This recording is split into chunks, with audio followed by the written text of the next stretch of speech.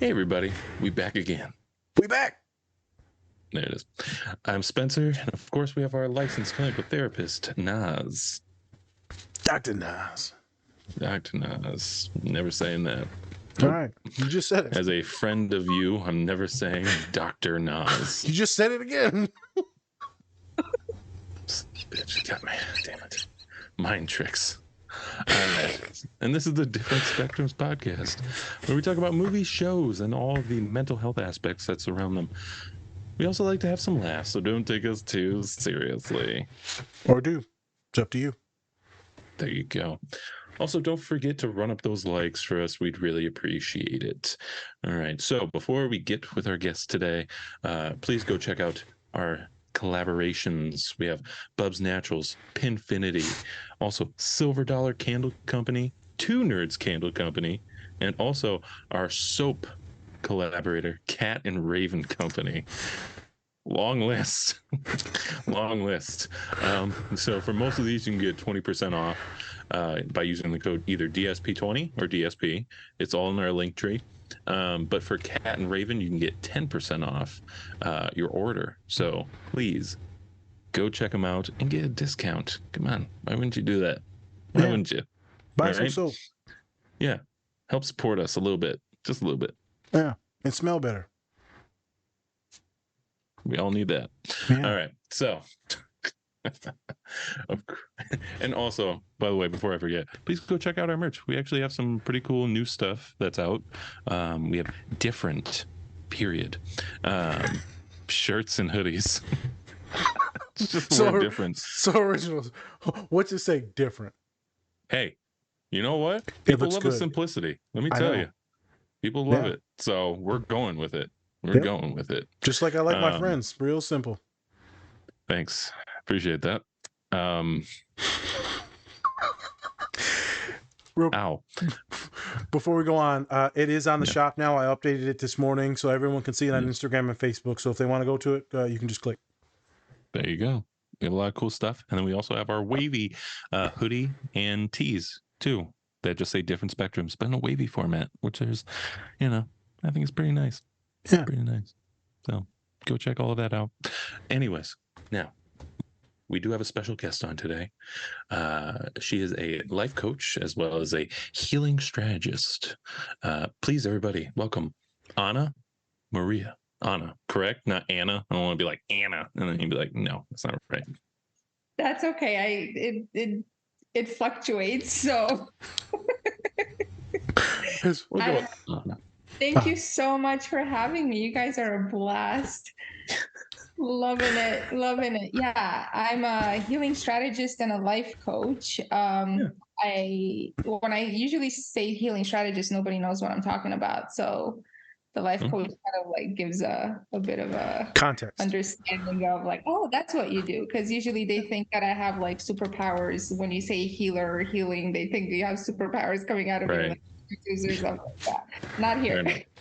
Fair enough. Hey, I mean, I got bad Achilles, so you can just do your little. It would be cool though. I'd love to have that, but hey. Fair enough. As soon as you said the finger thing, I was thinking of a Karate Kid. Oh, Mr. Miyagi. Yeah. I've been doing that my whole life. It just had really like warm hands. It was like, all right, I'm ready. I'm ready to go. All right. So we're going to get a little bit more into Anna's career after the clips. So please, we're going to be now discussing the movie Inside Out by Disney and Pixar.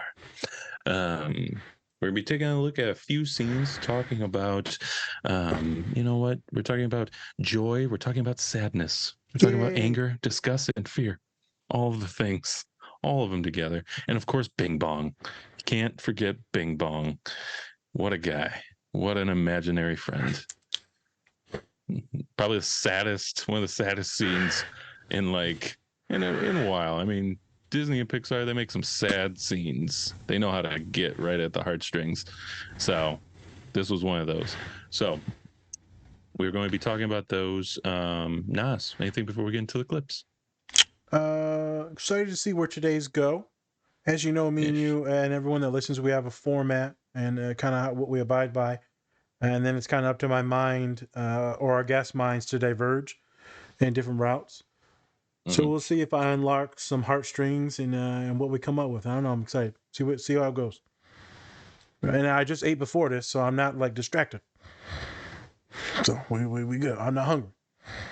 That's good. I'm glad. You're not going to get hangry with us. Well, it's not that I get hangry. We'll just start talking about food and pizza on here, and then it just completely distracted, and then Yeah. You should see Can't me in do any therapy. food on the show. Can't talk about any food if he's hungry, or else he'll be like, my clients at 4 o'clock and my clients at 11, they're screwed. As soon as they bring up anything about food, I'm like, what does it smell like, though? All righty. With that, let's get into the clips. Okay. Whoop whoop. Whoop whoop. Spencer, I'm killing you. Hey everyone, I wanted to give a special shout out to our collaborator, Two Nerds Candle Company. Not only do they have great products, but they are also giving back to a great cause. You can tell that they take a lot of pride in making their candles. My favorite is Spock's Monday Coffee.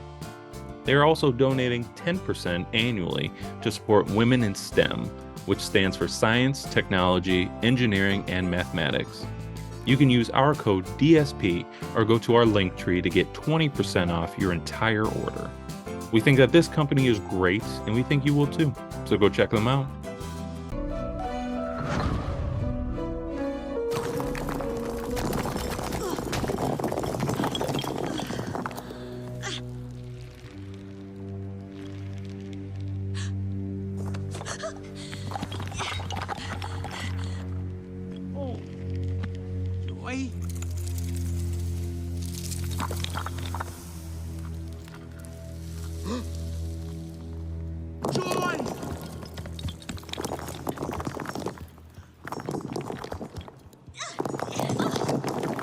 Joy, what are you doing? Will you stop it, please?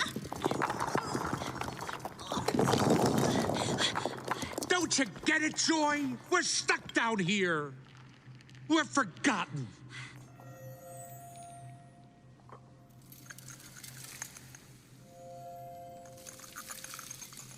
We used to play tag and stuff. But everything's different now. Since we moved.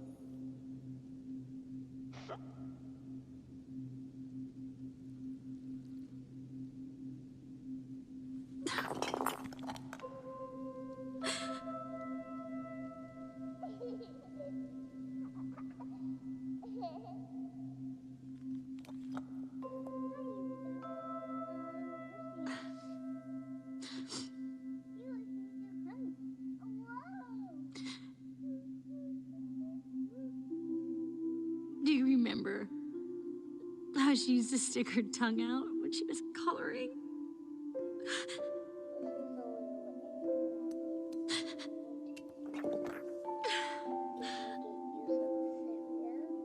I could listen to her stories all day.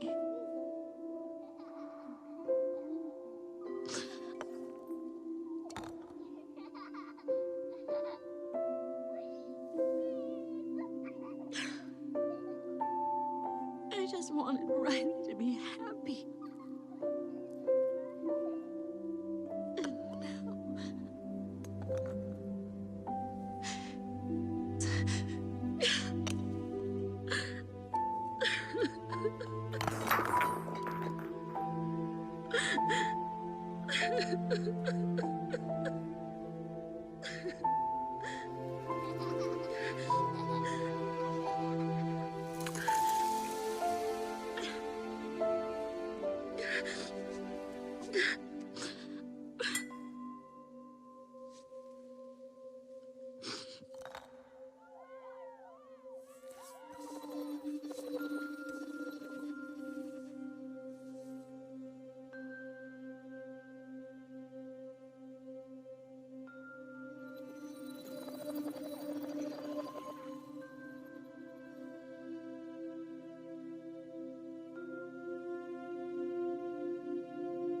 was the day the Prairie Dogs lost the big playoff game. Riley missed the winning shot. She felt awful. She wanted to quit.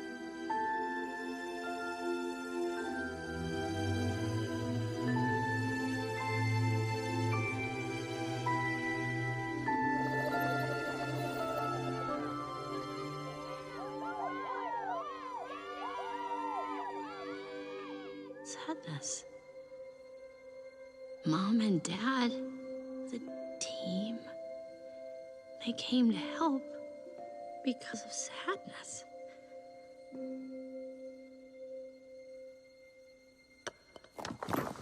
We have to get back up there. Joy was stuck down here. We might as well be on another planet. And seen Riley all day. What? What was she wearing last? Do you even remember what? Riley! There you are, thank goodness. We were worried sick. Where have you been? It's so late.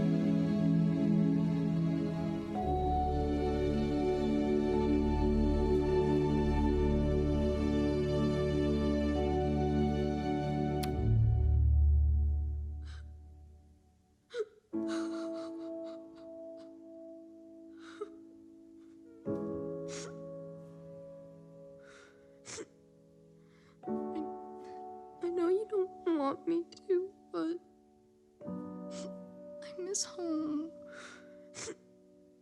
I miss Minnesota. You need me to be happy, but I want my old friends and my hockey team. I want to go home. Please don't be mad. Oh, sweetie. We're not mad. You know what? I miss Minnesota too. I miss the woods where we took hikes. In the backyard where you used to play. Spring Lake, where you learned to skate. Come here.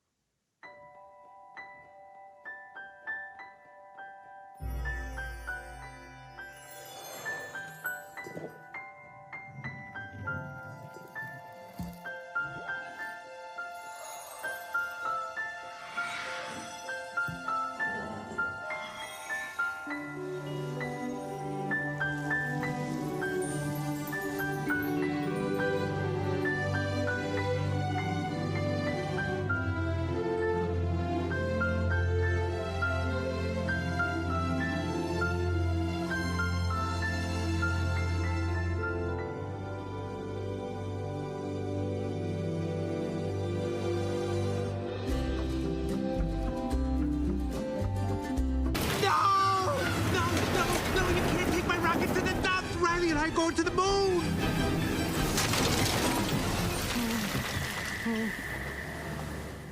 Riley can't be done with me.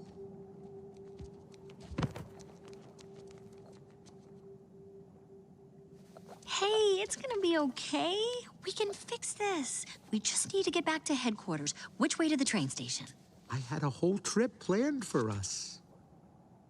Hey, who's ticklish, huh? Here comes the tickle monster. Hey, Bing Bong, look at this. Oh, here's a fun game. You point to the train station and we all go there. Won't that be fun? Come on, let's go to the train station. I'm sorry they took your rocket. They took something that you loved. It's gone. Forever. Sadness. Don't make him feel worse. Sorry. It's all I had left of Riley. I bet you and Riley had great adventures. Oh, they were wonderful. Once we flew back in time, we had breakfast twice that day. Sadness. It sounds amazing. I bet Riley liked it. Oh, she did. We were best friends. Yeah, it's sad.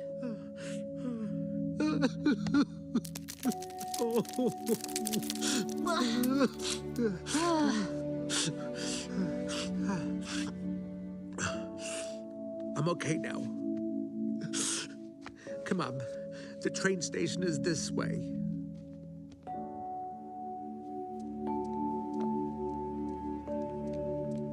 How did you do that? I don't know. He was sad, so I listened to what... Hey! There's the train! Hey everyone, before we get into the show, please check out our collaborator, Bubs Naturals. They sell a variety of health and wellness products, including collagen peptides, MCT oil powder, coffee, apple cider vinegar gummies, and other amazing products. Go to bubsnaturals.com and use our code DSP20 to get 20% off your entire order. And with that, let's get into the show. All right, so we're back. And we're live. Just as live.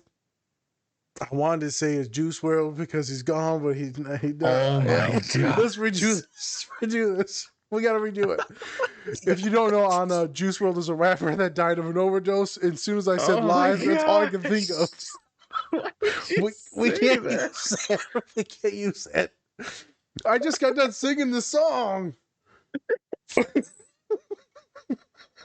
This just went real dark real quick. Oh, that's how it goes sometimes here on the Different Spectrum podcast. Yeah. No, we're not getting canceled today, people. We're back. We're back. We just got from vacation. We can't get canceled right back from vacation. I didn't know he was going to say that, people. I had no idea. I don't even know who he is, really. Never met him. All right. I got something. I'm going to go off the pineapple. Okay. Start it back up. Okay. Floridians are going to love this. So, we're back. And we're live. Just as live as the pineapple community in Florida. Why did I ever?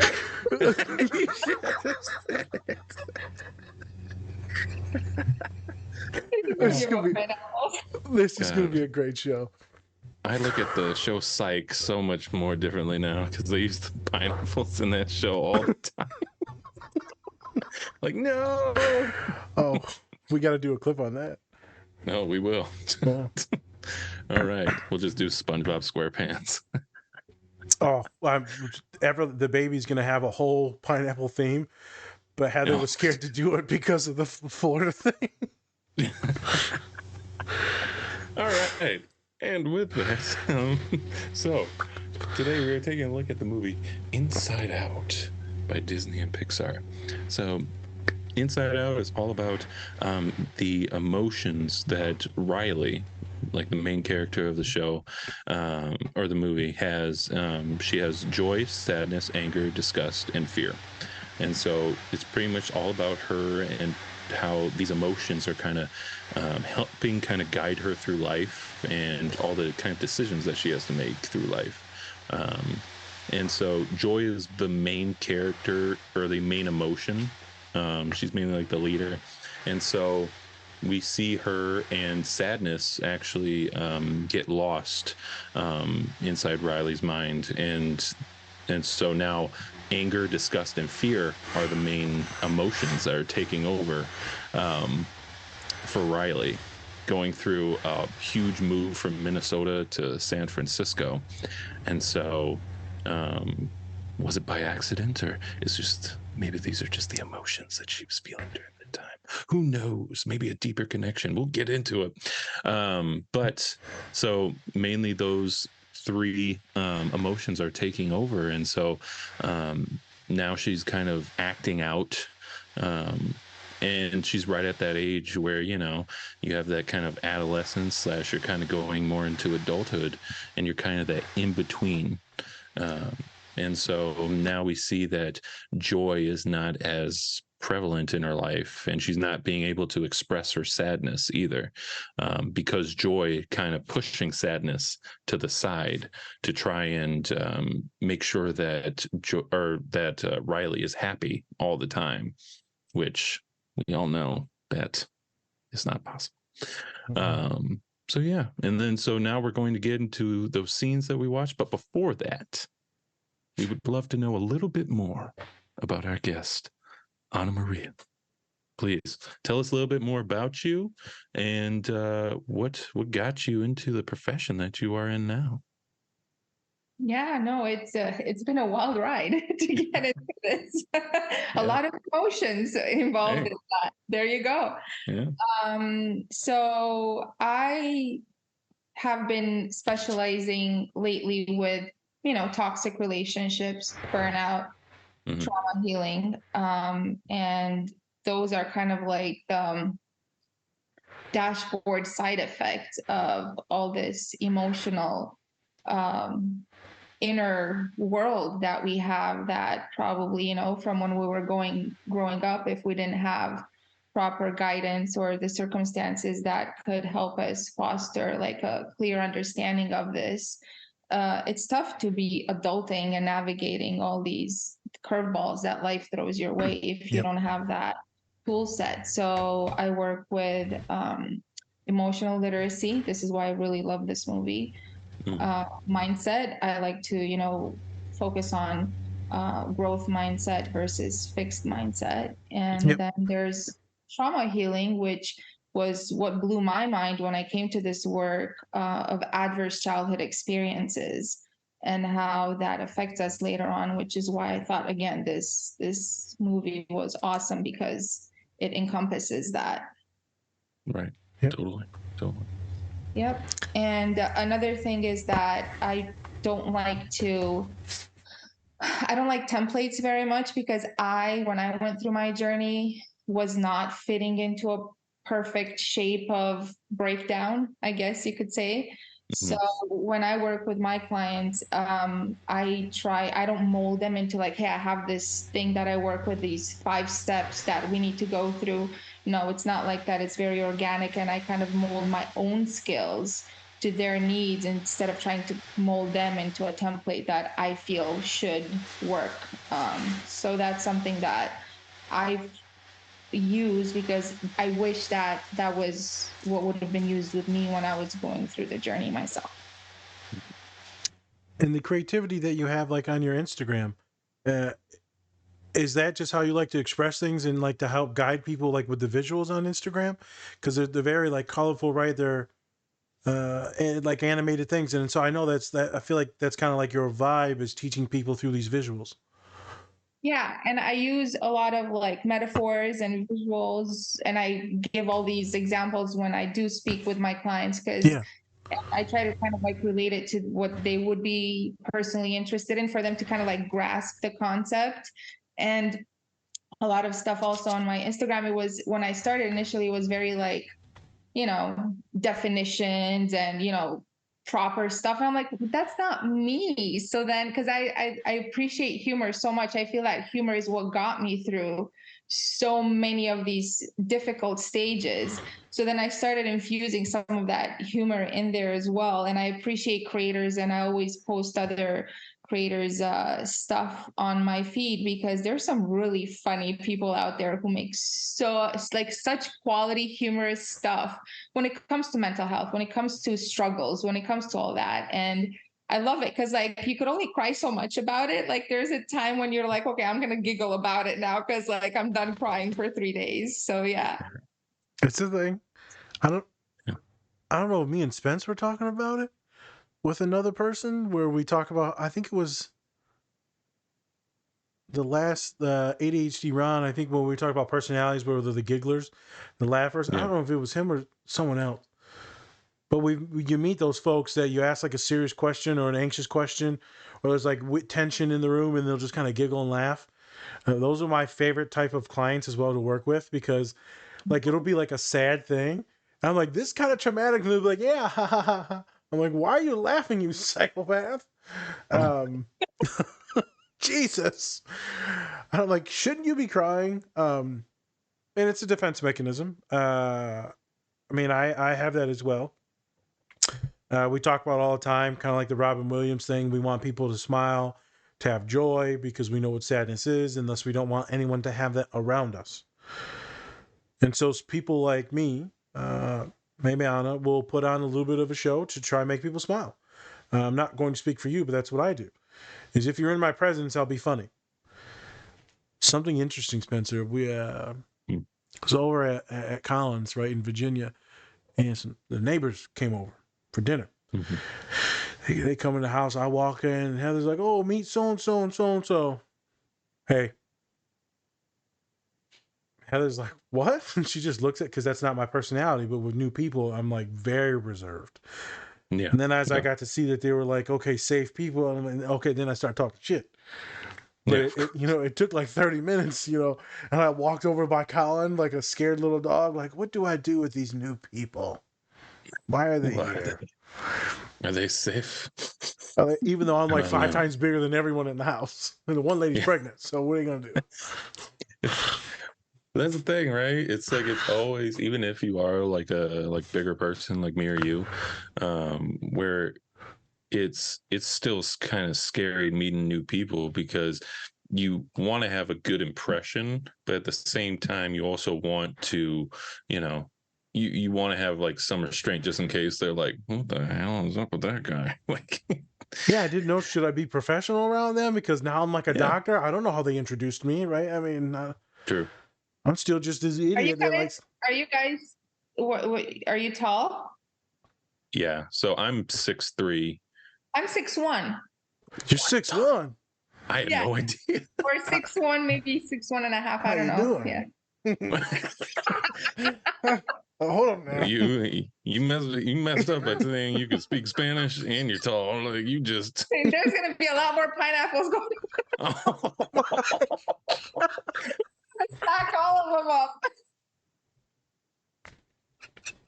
As long as you don't put them upside down, you're good. No, yeah, it's fun, and it's true. People are different around you. I was just talking about that. Yep. And then, because my son is 16 and a half, and he told me the other day, he's like, Mom, I don't understand that, you told me you didn't have like lots of boyfriends when you were in high school, and now I'm single. My ex and I, we split up, and he's like, he's like, you're really pretty, but you know what?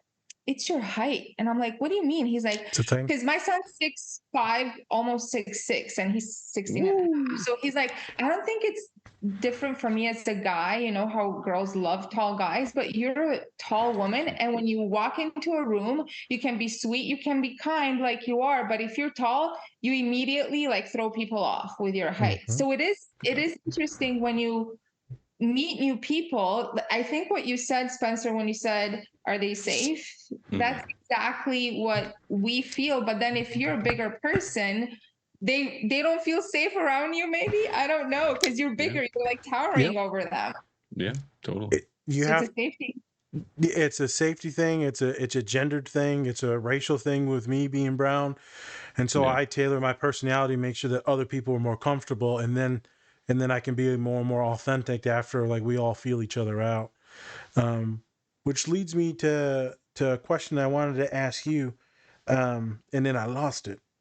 because it's the ADHD working. And I had a question specifically to ask you, and I was like, damn it, what was it? Because I wanted the other podcasters to know who you are.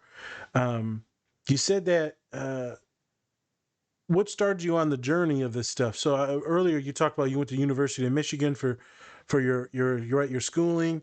What did the shift in life to doing this stuff? And you don't have to get too in detail. I just kind of want people to know about how you got into this and what were you doing before? So I graduated in economics and business management, and I was working corporate.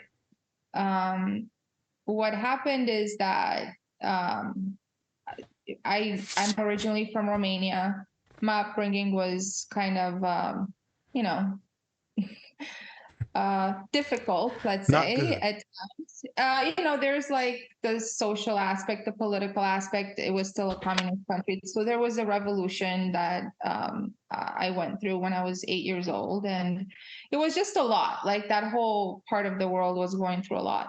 And it's systemic, right? It's systemic trauma. It trickles down. So all of that, and then we immigrated to the US, and obviously that wasn't easy either, I guess. Now looking back, I'm like, shit, that was hard. Yeah. And then I became an adult, and then I got married real quick, became a mom real quick, and then it all just kind of piled up, and I reached a severe point of burnout from all points of view. And for me, it showed up somatically. Like it was just a lot of somatic symptoms. And yeah, and then I went to the ER. I thought like there's something, they have to give me an IV for something, and they're like, no, you just need to go see a therapist and start medication. And I was like, what the heck? You're supposed to like do my blood work, see if I need magnesium or something. No, go talk to a therapist. And I was like, what kind of, okay. So I did what they said, because what am I supposed to do? And then when I went to therapy, I was like, oh my God, it all makes sense. So I got so deep into, like, I was so impassioned by this whole concept of developmental trauma and how you have parts of yourself that didn't get integrated, like the fight, flight, freeze, submit, attach, all these things that I was working through. And I was like, why don't they teach you this stuff? So I became so super excited about it. Like when I would come home, I would take courses and just like learn more and more and more. And then I remember I went to my therapist. I'm like, have you heard about the adverse childhood experiences study? Like, oh my God. And she's like, yeah. I'm like, why didn't we talk about this until now? There's like studies on this. So there was so much stuff that got me so excited. And then I noticed that in my free time, I'm doing this, and it's not just like I'm not just going to therapy for an hour and once a week and coming back home. It's all I'm thinking about. So then about 5 years in, I kind of took the leap and started doing this part-time, and then it progressed into full-time, and this is what I do for a living now. And as a single mom supporting myself and my son, it's pretty cool to be doing what I love. Yeah. Super cool. It's amazing. Yeah. Thank you for sharing your story. I The want pain people served a purpose. That's what I get out of this. My pain served a purpose. So that's what makes it feel better. Isn't that weird? It is. It is weird because some people won't like that, because they'll be like, why did you have to suffer in the first place? And we're not saying that suffering is good, but at least something came from it. The sad thing is so many people don't make it to the other side of suffering or pain. And so that causes some folks like us that make it out of it to have the survivor's guilt. And ooh, that's a son of a bitch to deal with sometimes. But then you work through it, you process, you think about it, and you continue to help the folks that you can help, and coping skills, and I'm glad you shared your story, because it makes you more real for everyone that's listening, because they can relate to literally everything they talked about. Here's what I was going to ask. Okay. And so now you said, and then we're going to get to the scene. So I'm people know I'm an anxious person. I'm real funny, but I'm anxious. I'm anxious funny. And so I said, I was scared to DM people. She said, well, you did so good with me. It was so nice of me. I'm like, thank God. Because literally every time I DM people, I'm like, I am hated by everyone. I'm going to come off as weird. I'm gonna get restricted. They're gonna block me. Literally, I always think that people are gonna block me. Yeah. It's weird. I don't know what it is because I never block anyone. Oh, I've blocked a few people that have DM'd me, but those were some legit like weird people. And most of the things I block are spam. Most of them are just spam. But I like see these people. I'm not weird. Yeah. Even though he's probably about to send so many upside down pineapple emojis to people. Like, let's see. That one? What other fruits we got in here? Oh my gosh. Okay. I just like that I did well. Yeah. And I seem to be getting very good turnout for the podcast, which is quite wonderful. Smaller therapists, smaller practices, big time influencers. It's all kind of hodgepodging and everyone's meeting in the middle. The only thing I did want to bring up is not Anna, but I've asked a lot of people to join, and you would be surprised how many healers, caregivers, coaches, therapists, let's just say people that are empaths, on how many of them are said they're extremely burned out right now, and there's no way that they can do anything, and then circle back. I'm like completely fine. I completely understand it, and I'm also like, maybe you should also take care of yourself and do some of the stuff that you're saying on your Instagram. This is not me throwing any shade at anyone. I just wanted to let people know that us as friendly reminder. Caregivers, hey man, do the stuff you're teaching. And also be kind to the people that are on social media making some of these posts.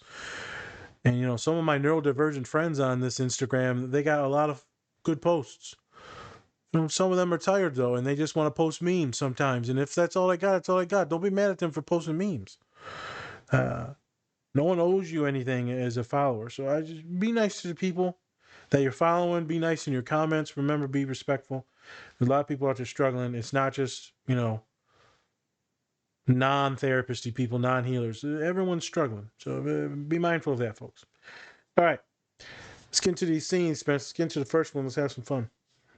Yes. So, first scene was with Joy and Bing Bong going into like the forgotten place, where everything then gets like erased from Riley's memory. And so in this, we see that Joy and Bing Bong are stuck and they can't get out. And now Joy, who only tries to look at the best of everything, or at least tries to, she finally sees this scene with Riley, and how she lost like a final hockey game because she didn't make a winning shot. And it was a sad moment, but then it also turned into a happy moment because she had all of her friends and things like that around her, to kind of help her go through that process. And so now she's kind of seeing that that you need sadness sometimes in order to have that kind of joy and happiness. And then we also see Joy crying, which did not happen at all through everything that was going on through the movie, obviously, because that's technically not in her nature, I guess, or at least she didn't think it was at the time. So yeah, so let's go. What were your first reactions to the scene, Anna? Okay, so a couple of things. Yes. Another thing that I work with is I'm very big on, I call it co-help over self-help, because I'm like, there's like entire libraries of self-help out there, but we're still kind of struggling along. So we need other people. We need to rely on others. And I really love that in that scene, how she was sad. She was alone on that ranch, and then her parents came, and then, oh wait,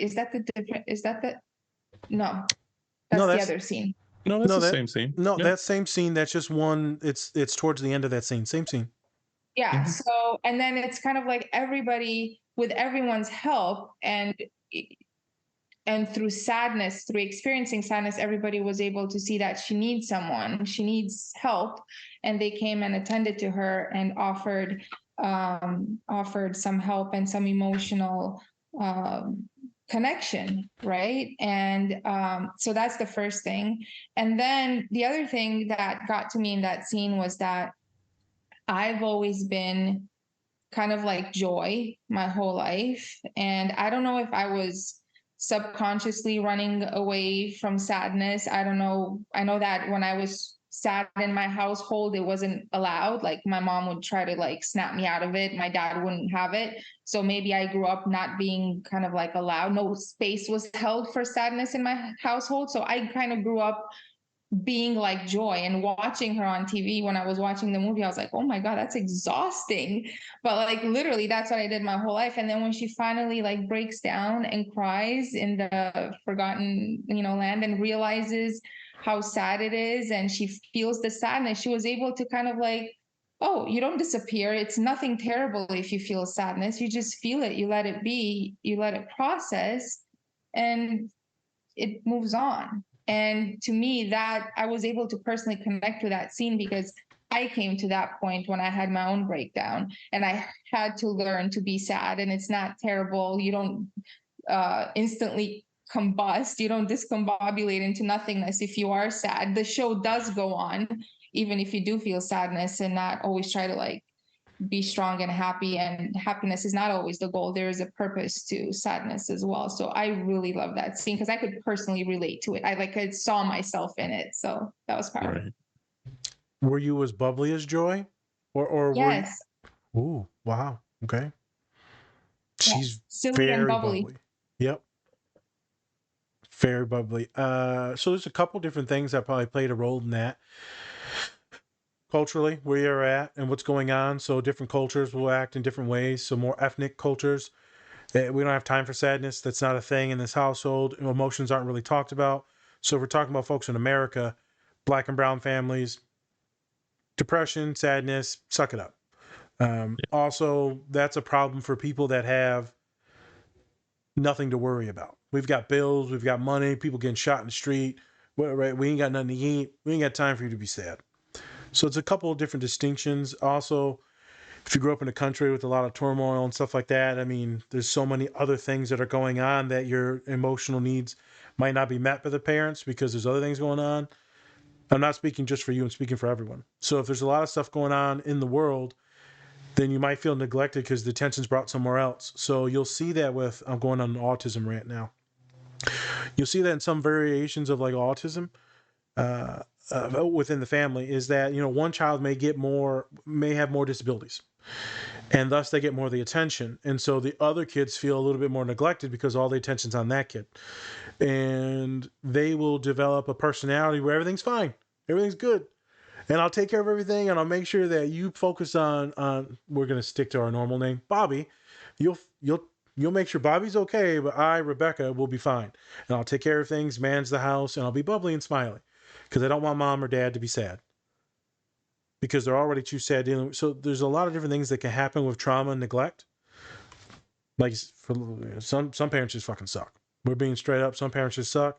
They completely neglect all the emotions. We just talked about it in I Heart Huckabee with Maggie, where those parents were so narcissistic that they never validated any of the young man's emotions when his dog died. And he was taught to always betray himself. Always, always, always. And that can reverberate throughout your life when you pick your schooling, what jobs you want to do, your romantic partners. It's tough. And so Anna got to a burnout. Many of us will get to a burnout, and those who are unlucky will get to very suicidal burnouts because there's just no options, and they're so tired that they don't want to operate. I've got many close friends. They're just tired. They're just tired. A lot of the women I know are just tired. High achieving, successful. They got kids, they're single parents. I know a lot of wonderful women and they're tired. A lot of things with people of color, tired. Any marginalized identity, mostly tired. So I feel like a lot of neurodivergent folks listening will know exactly why you felt like this from the movie and identify with it. Because always masking and putting on a show to be appropriate in front of other people is exhausting, and it leads to burnout, leads to suicidality. Doesn't matter what religion, what gender you are, masking is tumultuous. You're human. Yes. So I just wanted to piggyback off of what you said. That way everyone, I'm sure they relate to that character. I, Spence, was never I was the making jokes, but inappropriate. People didn't just look at me and think joy. A lot of people looked at me and thought happiness because I bring them happiness, but it's different. People knew I was weird. Some people were scared of me. There's a lot of different things, right? It is interesting. So I have a lot of emotions, big emotions, like that fire rage thing, big time. Yeah. And they come out very, very intensely because me being neurodivergent, my emotions just kind of pop, and I can't control them all the time, and it's hard for me to back them down, good or bad. So I remember, Spence, we just recently talked about in the last podcast. I went to the Indianapolis Colts, the NFL team, right? My boy's one of the directors there, and I'm watching the team during practice, and it's super fun. And I remember he was my high school running back, this director. And I'm sitting there and I'm thinking how cool this was to be at the Colts game, training camp. So that I can be a therapist that's working with the team at the NFL level. Super cool. Yeah. And I remember when my boy, we were at a game. We were playing a game, and during the national anthem, I get geeked up because I'm thinking about things. Sometimes my mind would wander and I'd start angry crying. And I remember the look he looked at me, he was terrified. He's like, bro, what's wrong with you? You good? And I can't even talk when I'm in that mentality. And then fast forward 20 years, here we are, both professionals, and I'm still the same emotional person. I just know how to regulate them a little bit better. And as we were walking to the cars, he's like, brother, I'm so proud of you. I said, I'm proud of you too, man. This is really cool what we've done with our lives, that all the stuff that we've been through didn't go for nothing. That's what Anna was saying. We're making something and helping people out. Feels good to have purpose, to be living through your purpose, working through your purpose. And even if your purpose for that day is to do nothing and just watch TV or anime and eat chips, you don't always have to have outcomes to your shit. Mm-hmm. And I think what Anna said a second ago made me smile. I'm losing it now, though, because I'm focused on the emotion instead of the words. Oh, here it is. Specifically, neurodivergent folks, specifically, though, the women. So my dissertation was autism among women. There's so much masking, and there's so much that you need to be happy and to be healing everyone that you can never experience the pain. And then you have the men that can express the anger, but we can never express sadness or pain. And all we feel is pain sometimes, but it always comes out as anger. And then we get into trouble with that, alcohol, drug issues. It's interesting. So neither one of us can really experience some emotions because of this gendered bullshit. And it kills us in different ways. So for you put on a show. For me and Spence, we put on shows to make other people laugh because that's just what me and Spence are good at. The question is, are me and Spence good at making people laugh because we're just funny? Or is it because we've been coping and using this defense mechanism so fucking long that we're just really, really good at it because we've practiced it so much? So me and Spence have had podcasts on, do you have a gift? Or did you learn this gift over time and get really good at it? I feel like me and Spence, a little bit of both. We got a gift and we've used it a lot. Yeah, I think it's a little bit of both. I mean, and you're able to use a lot of what, like, you have public speaking engagements and things like that you do. And so that also helps, especially when you're around people, like a ton of people, because then you can be able to actually, use that and to be able to talk to multiple people instead of just having like a one-on-one conversation all the time, which is fine. But, sometimes you have to have a crowd of people to kind of try to make laugh and things like that, or even to like just get to in general to people, just trying to get to them in terms of like trying to make them think about something. And so I think that's a great thing to use, but it's never easy. Never easy to do. I don't like making just like everyone laugh. I like making people that I know laugh because then especially if I can, like for me, if I can make you just not say anything and just be like, oh my gosh, that's my favorite, because then I'm just like, oh, that got him. That got him. Me and Colin and Celine were laughing so hard the other day. I kid you not. I could feel I was this close from urinating everywhere. I kid you not. I was laying down on the floor because I like laying down on the floor, and I could not breathe. Spence, I was gasping for air. I felt like I got hit in the stomach. Like I peed a little. I peed a little. I'm like, should I just Well, full gonna on be a pee right little. now? I had to think about it. Like, um, But and it's isn't just it? So go ahead. would you say that it's like the environment? Certain environments bring out certain parts of you, like the humorous one. So, Yes. and you mentioned empathy a lot. And am I empathetic because I am empathetic, or am I empathetic because I had to be so hyper vigilant in my environment for safety when I was growing up and looking for cues that, I mean, which is chicken or the egg, right? I don't know. I don't know. But I do know that me and you and Spence, we use these as tools to help navigate our current lives in a positive way instead of a negative way now. 100%. I remember when I was working in corporate, I was more. Hey, are you a nerd? Do you like pins? If you're like any of our followers and you said yes, you should check out our collaboration with Pinfinity. They have Power Rangers pins, Transformers pins, and for all of our bronies out there, My Little Pony pins. Go check out our link tree or use our code DSP to get 20% off your Pinfinity order today. It was easier for me to understand the emotional read of the room in a boardroom. I knew what people would say because of their cues, but that's what kept me safe growing up in my environment, because I would look for cues of safety or trouble to know what to do next. And that helps me, like in the emotional intelligence aspect in corporate.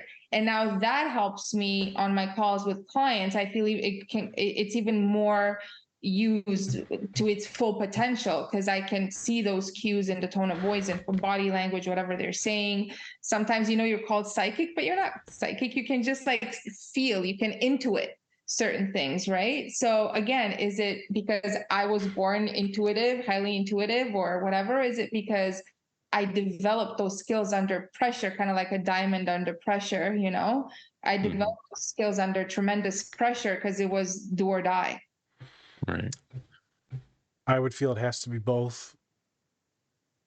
You have to have the talent, which me and Spence have talked about, but you also have to have the work and reworking and reworking and reworking, which is the long life, the adverse childhood experiences, being a marginalized identity in the world. You're more hypervigilant. And then you get people like me that realize that I didn't know anything about that stuff. I just was watching this to make certain people laugh and to maybe get my way into some things, right? Because I'm not always a good person. And so there's certain ways to maneuver people, what we call the con. Certain ways to con people to get what you want. So if you show people this one personality, then the other personality can do what it needs to do. I'm getting into some bad stuff here now, people. But I'm being serious. When it comes to, we all have different personalities. My students will see professional, they'll see funny, they'll see authentic, neurodivergent, autistic Nas. And then when I walk outside the office, I'm a little bit even more professional now. They won't see some of the other eccentricities. It's part of masking. I think my favorite part in the scene is what Anna brought up, is specifically when we did the pre-production, is that she just cried.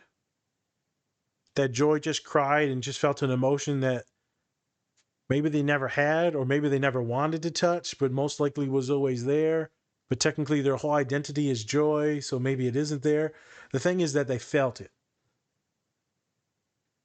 And I think that's pretty cool to see that. Doesn't matter what gender you are, what race, ethnicity, religion, doesn't matter.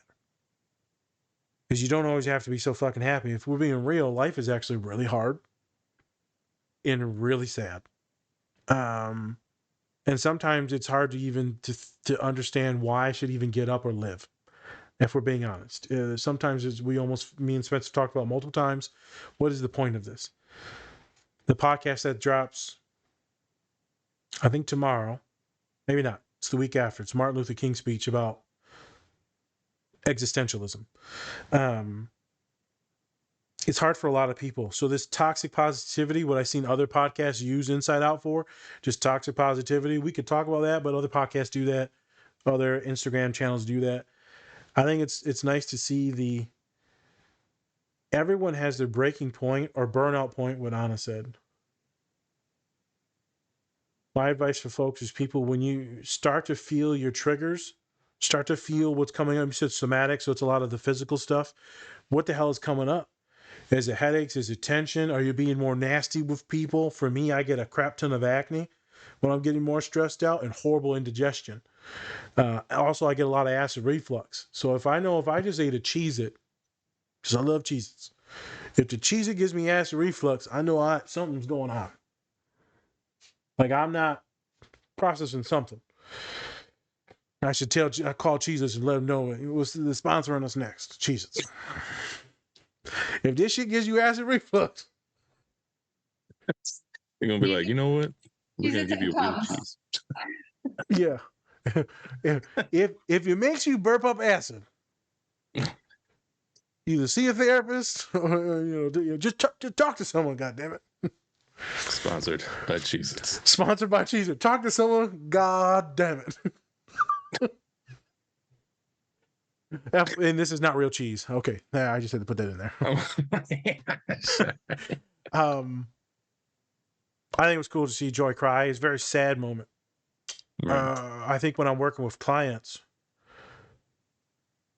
I feel like it's always the strongest ones that are the saddest ones in my office. And they're the ones that cried the hardest. They're always the ones that cry the hardest. Specifically my boys. And they don't want to cry in front of me because I'm a masculine dude, but they feel okay. And man, when they tank, the people that have been acting strong for a long time, that shit is like devastating because they're like not breathing. And so then I have to regulate my emotions to make sure I don't tank. And some of them I just don't. And I kind of cry with them.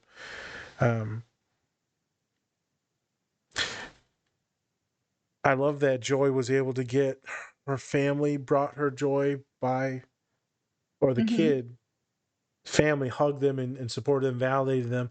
So the whole person, you said, versus just self-help. Yes. No one's doing this shit by themselves. It doesn't happen. Especially when you're growing up, you don't know how to. You need to learn affect, through affect regulation. You need to learn that stuff. And if there's nobody there to help you through that, I didn't have what she had. Like that moment of, I didn't have that moment. So I was like, damn, that's such a beautiful opportunity for her to have that. And that scene was super, super powerful. And it also taught me that sadness is necessary. And I think that's what Joy learned in that moment when she's sobbing. Like there is a point where sadness is necessary because all emotions are necessary, right? Because she was just trying to keep joy all along, and she's like running that ship. But you can't have only joy running that ship. They're all necessary and they're all important. And with all of them, you get through shit. Literally. Yeah, well, you could, yeah. I would say no. Would I talk to some clients, not all, specific ones, at the right moment and right time? Is that I'm like, hey man, there got to be sadness. There's got to be pain and suffering. And they said, why would you say that? Because you wouldn't appreciate all the good shit in life unless you were sad at one point in time. They said, well, I don't want to be this sad. Or said maybe you'll have the reciprocal emotion to be that happy. Have you thought of that? That there is an alternate world that you'll get to in a few months, few years from now. We don't know what that world brings. Anytime you work for something really hard, the payback that you get once you achieve it is usually even higher if it was just easy for you. Anything difficult. So let's say if you're a mother with a 16-year-old boy, if you give that young man a cell phone, just here it is, right? It's not. They might treat it in any way. They might let other people touch it, play with it. They might not put a phone case on it. But if that person had to work for that phone, if it costs $1,000 at minimum wage, let's say it's 15, they're gonna have to work a couple weeks to buy that goddamn phone, and thus they will appreciate it and be more careful, more respectful, and do more self-care with that cell phone because they work so hard to afford it. There's much more appreciation when you finally get to joy after you've been through some of the sadness. I'm gonna bring this up because I brought it up on a different pod, but I get happy and I reflect on things in the gym or when I go for a bike ride or like something good will happen or in the car ride to work or whatever, and I'll just start crying. It'll be happy tears, but I'm just so overly overwhelmed with emotion that the tears happen. So Spencer, this is when I told you that me and Pops will see different things of the baby, and my dad texts Colin. He's like, man, I'm crying my ass off right now. And then I text Colin a couple hours later after I read it at work. I said, I'm just sitting here crying watching this baby. And his partner, my friend's name is Colin, his partner says, why do you guys cry so much? Like, what's wrong? I feel like a lot of people just don't understand on how sad some lives were and how when anything good comes into it, we're overwhelmed. Mm-hmm. Because we weren't supposed to get this happiness. It was never supposed to be there. We were supposed to die miserable, which is really sad for me to say on the podcast. But that's what a way many people feel probably listening is they feel stuck in sadness all the time. And then when you get that happiness, I tell my clients, you're going to cry so fucking hard. I don't know when, but in a couple of years, you're going to be so happy that you're just going to sob. And they'll look at me and they just say, I can't wait.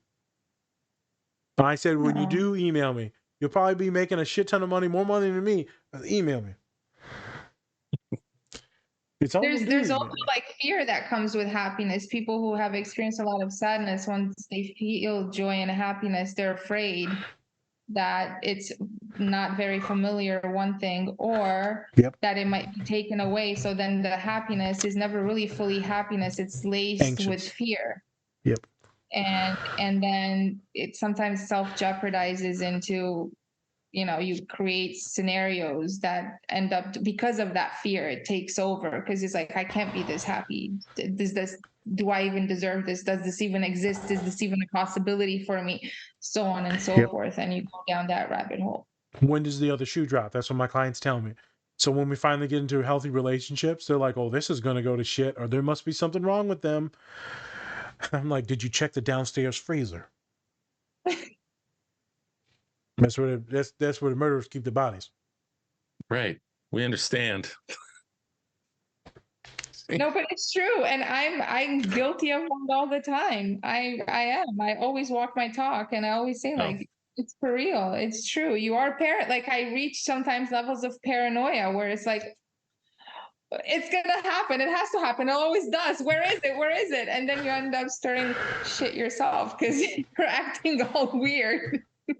Well, they're stirring shit. I love stirring some shit. Can we sell it though? All right, again, that's a different conversation.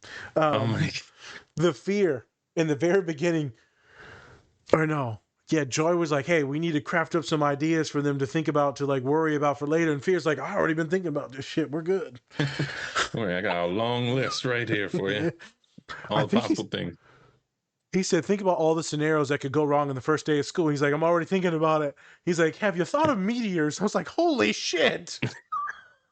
That's hilarious. Yeah. A meteor hit the school? Like, I would never have thought of. I mean, I'm thinking about it now, but well, it's always fun when talking to anxious people because you have to be cautious on what you bring up because now their mind will like run with it, especially if they're OCD, they'll kind of run with it. Oh yeah. But I always say, I don't want to know. Don't tell me. The less information I know, the better off I am because it's already working overtime. I don't need more input. Oh God. Man, the devilish part of me just wants to info dump on you some horrible statistics. Oh my gosh. Do it. No, I'm not gonna do it. Do it. You'll be getting an email later.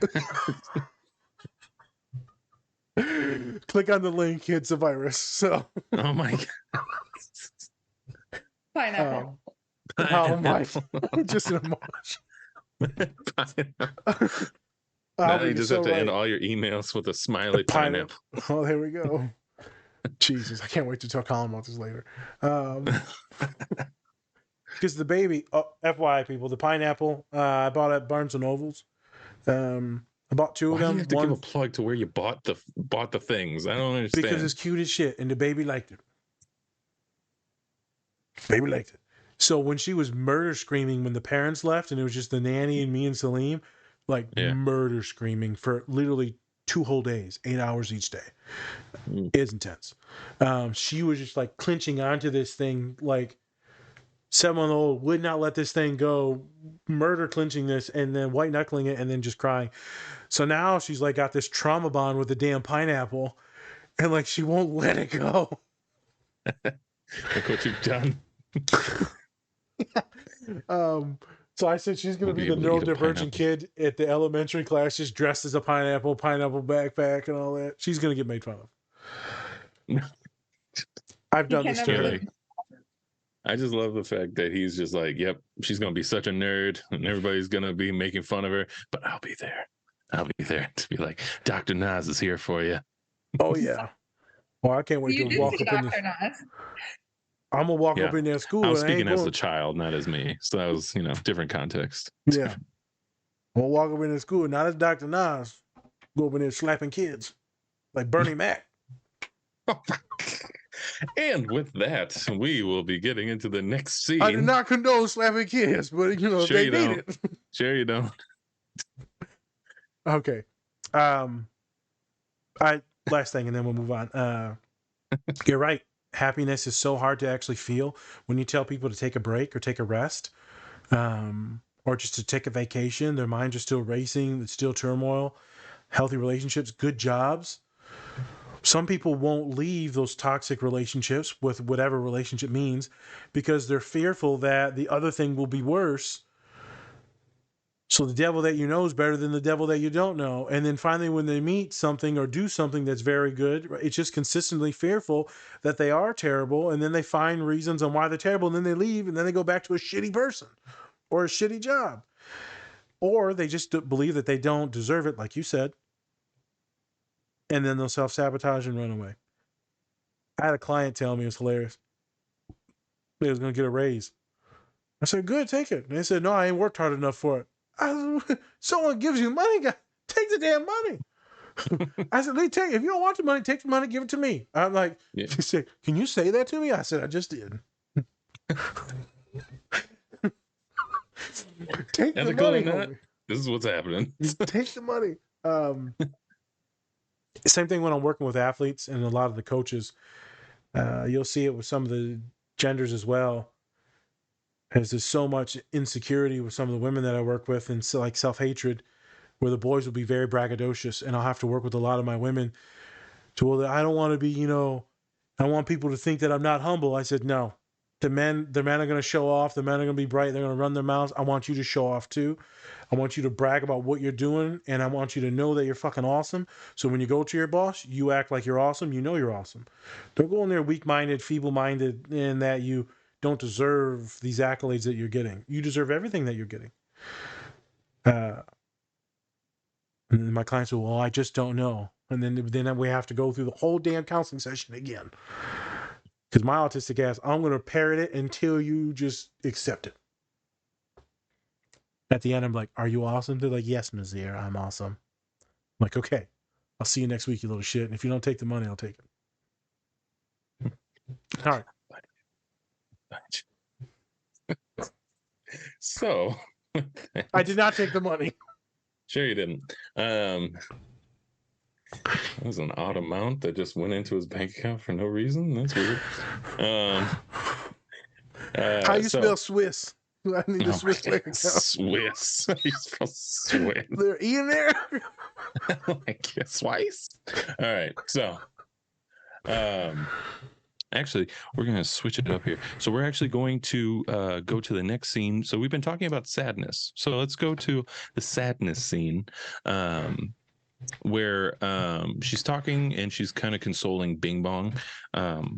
the fact that Bing Bong really is realizing that he lost Riley and that she doesn't really want Bing Bong in her life anymore as an imaginary friend. And so in this movie, they talk a lot about sadness, right? It's one of the focal points in the movie. So this is actually a question to both of you, how can accepting and acknowledging sadness be beneficial for somebody's emotional well-being?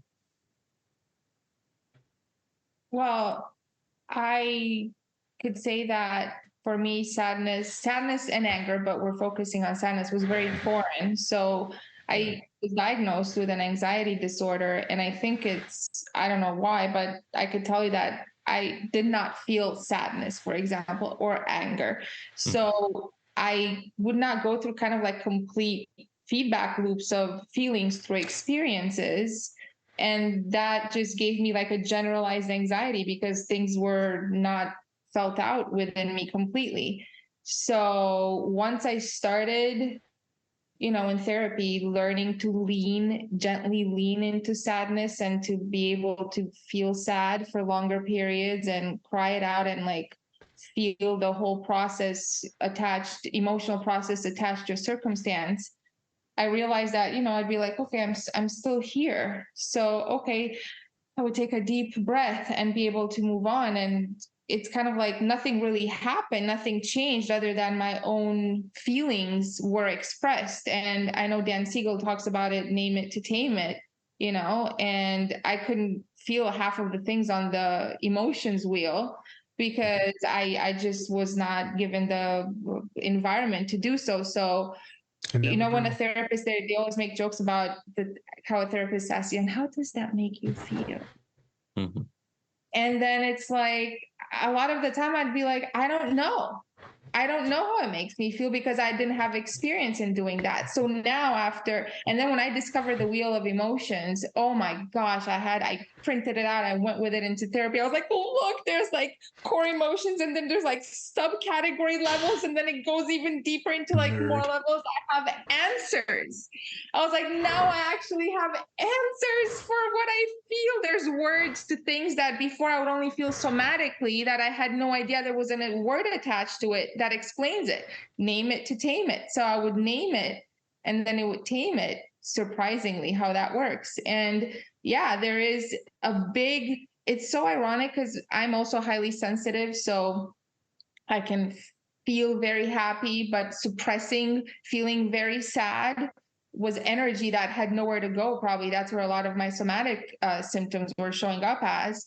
It has to go somewhere, emotions, energy, and motion, right? So once I started feeling sadness, I felt more, it's so ironic. I felt more calm, more at ease, more confident in myself because it's okay if I'll feel sad and then I'll go on. Life will continue for me after the sadness. But to get there, I literally thought I was going to disappear. I told my therapist, I felt like when she had me to lean into sadness, I said, I feel like you're asking me to lean in on the edge of a cliff and I have no idea what's going to be there. Am I going to die at the end of it once I feel it? I don't know. It felt horrible. Like it was horrible, skin crawling, horrible.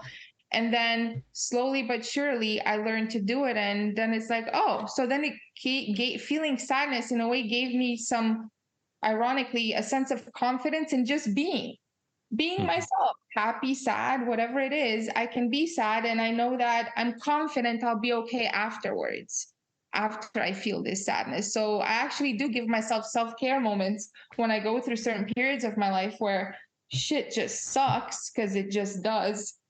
And there's my locus of control is I can't control it, so then I'm just gonna manage my emotional response. And if I'm sad, then I'm just gonna be sad, whereas before I try to be like joy, no, suppress it, go away, sadness, just no, it doesn't work. I'm literally do not want to go through another burnout breakdown again. And this identifying and feeling my emotions has helped me manage the prevention of burnout that way. Yeah.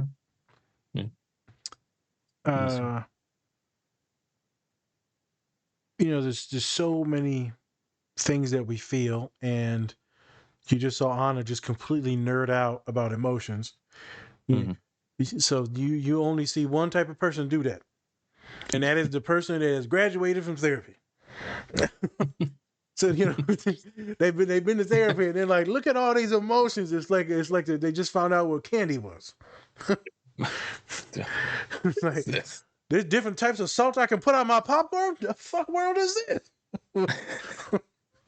It tastes like salt. It tastes like cheeseburgers. No, it's so exciting. I know. I'm teasing you, but I'm being very for real. When you expose people to that feelings wheel, a lot of people that are neurodivergent struggle with identifying emotions. And so I'm going to try and tie it back for a second, back to autism. Not saying that you are at all, but just emotions for many folks, especially those on the spectrum's hard, very hard. And we're not talking about masking and hiding emotions. We're talking about just not knowing what the hell they're feeling. So we talked about somatic. So that's when I started doing the body scan with them. Okay, so let's talk about your headache, sweaty palms. We go through all the physical stuff. And then we try to navigate what's stress, what's anxiety, and what's happiness. Because sometimes excitement and anxiety are felt the same in the body. So you can get the bubbly stomach with both. And so I'll tease some of my clients, they'll be like, I'm so anxious. I said, maybe you're excited. And they're like, Nas, go fuck yourself. Well, okay. Well, I thought I'd try. So, they're like, yeah, you're terrible. Okay. So we go through all the physical symptoms, because that's the easiest to do with a lot of my clients, because they don't get all that other stuff. And then we start connecting the context of the situation that they're in. So physical symptoms, context, what was happening before, what was happening during, what was happening after. And then we bring it into the room and we start to pinpoint things on that damn wheel of emotions. And like the tertiary, the core, then we go out, then we go out.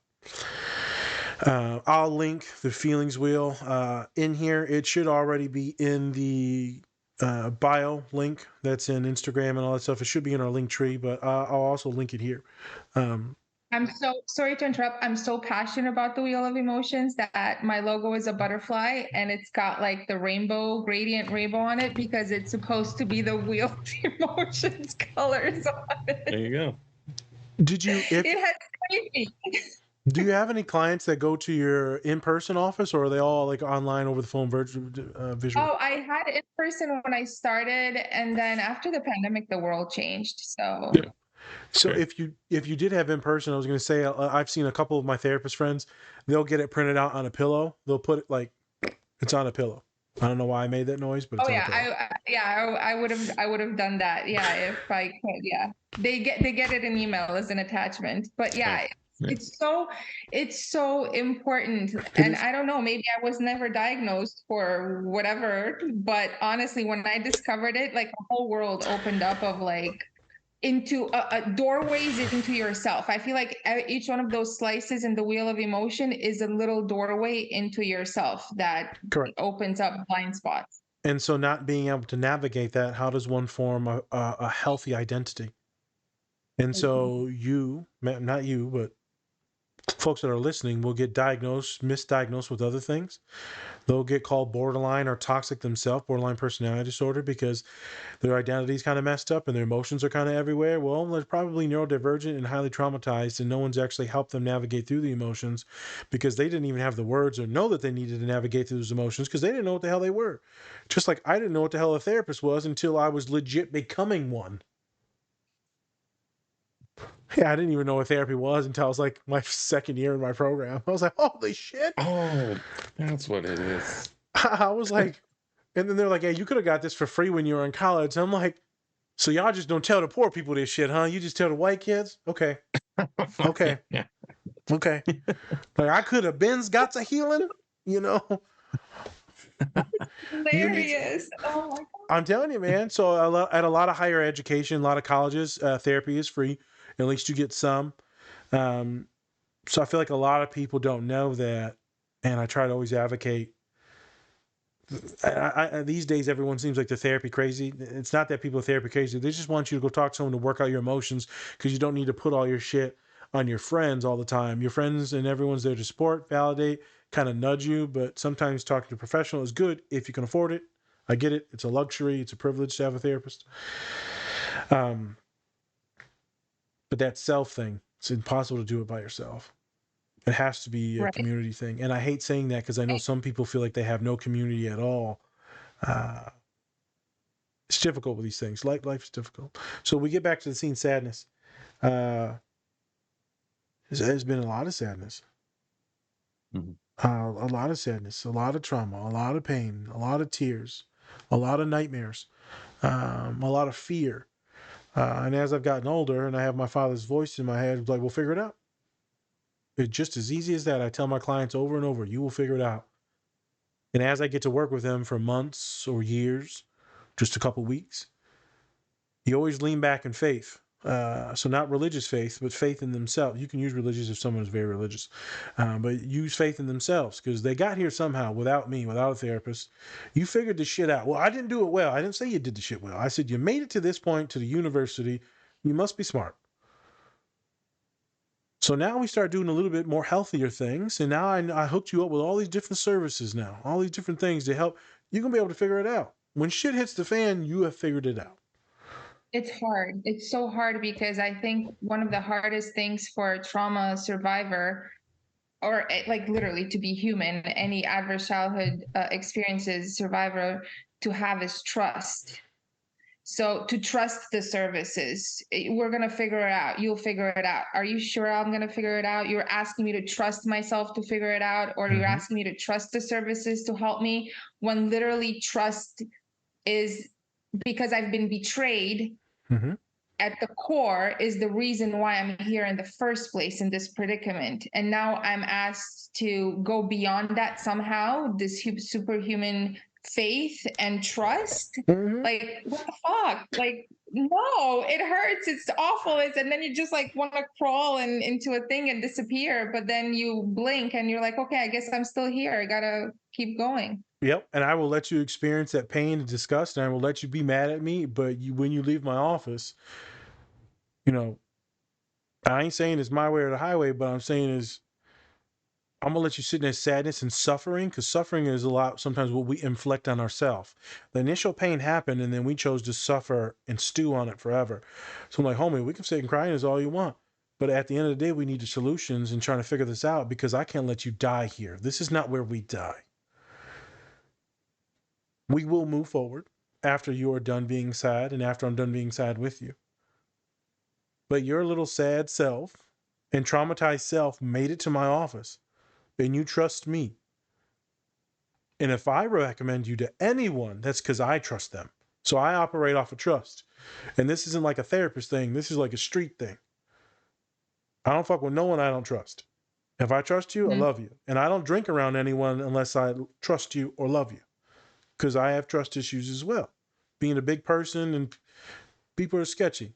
People are real sketchy when you start getting drunk. Then they want to fight the big. There's a whole bunch of stuff. I don't want to get into it. So I trust people very carefully. And I got deep love for like a handful of people. Spencer's one of them. People on the podcast who have been our common guests, love all of them to death. Dom, Colin, Salim, Vicky, Sabrina. Love them to death. There's no love for me. Okay, we're good. We're moving on. I don't know you good enough. I know you talk. As soon as you said hey, let me tell you something real quick. As soon as you said you spoke Spanish, she was like, well, boom, boom, boom, boom. And then she said she was dog. His heart, sorry, I saw his heart drop, literally. He just went, what the hell? Where'd it go? What did we, this is so funny because most of the podcasts we tease about sexuality just in general, well, usually mine. And like the last podcast that just came out, I said, well, I guess I'm gay again. And the therapist goes, what do you mean again, sir? He always comes back to it. And you're like, wait a minute. It's funny.